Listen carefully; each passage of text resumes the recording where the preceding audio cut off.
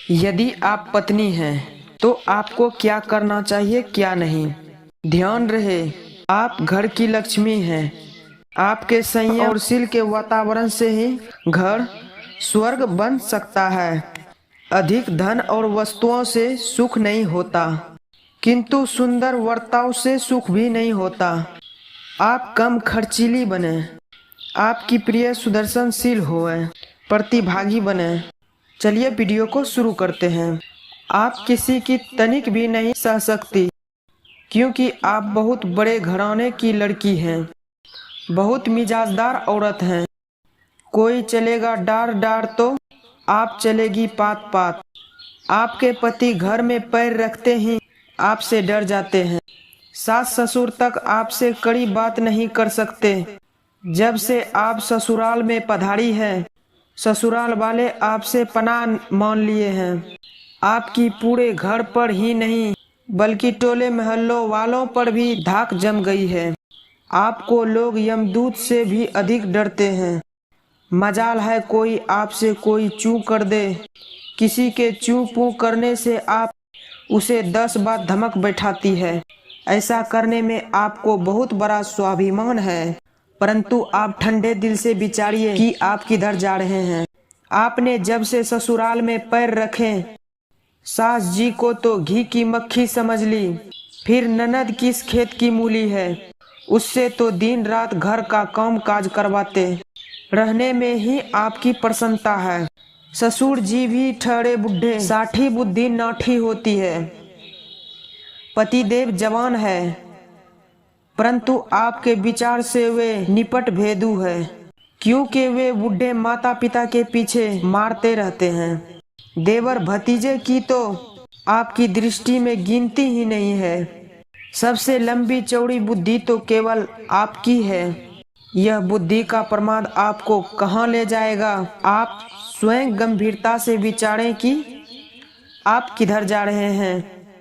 नैहर में माता पिता की बहुत दुलारी होने के कारण बहुत स्वाद शौकीन है, बहुत खर्चीली है। आपके लिए बहुत से आभूषण चाहिए, अनेक प्रकार के नए ढंग से कपड़ा चाहिए, 10-5 जोड़े जूते चप्पल चाहिए, नाना प्रकार के पाउडर लेवेंडर तथा श्रृंगार की सामान चाहिए। आपकी किसी वस्तु से तृप्ति नहीं होती। पति को तथा सास ससुर को चाहे कितना ही आर्थिक संकट हो जाए, परंतु आपके स्वाद शौक में कमी नहीं होना चाहिए। आप विचारें कहाँ पतिव्रतीय धर्म और कहाँ आपका विकट स्वभाव है। आप तो ठहरी सुकुमारी, काम काज कभी की ही नहीं। बर्तन मांजना, चौका लगाना, चावल कूटना, आटा पीसना, ये तो आपसे हो ही नहीं सकते हैं। आप तो रसोई भी नहीं बना सकती।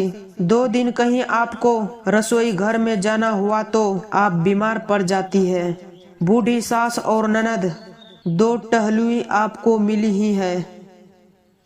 पति देव की सेवा करना तो दूर रहा, यदि वे प्रातः काल चाय बना कर चारपाई पर आपको दे देवे तो आपको बड़ा ही आनंद हो जाएगा। परंतु आप विचारें आप किधर जा रहे हैं।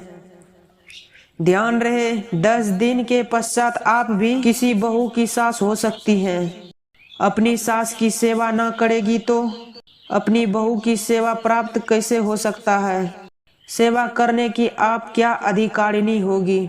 आप सरल सुशील बने, मधुर भाषण करके घर पड़ोस वाले के सामने अमृत बरसाती रहें। परिश्रमी, सेवा परायणा, निर्माणी तथा निर्लोभी बने।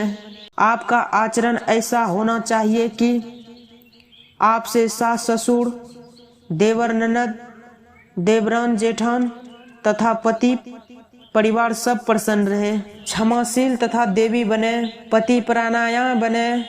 पति के अतिरिक्त पुरुषों से सदैव पिता पुत्र भ्राता का भाव रखें।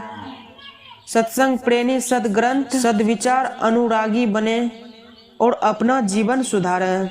इसके लिए स्त्री बाल शिक्षा का अध्ययन करके नारी की कर्तव्यों को ज्ञान कराना चाहिए। मिलते हैं नेक्स्ट वीडियो में। ऐसे ही वीडियो देखने के लिए चैनल को सब्सक्राइब कर लीजिए।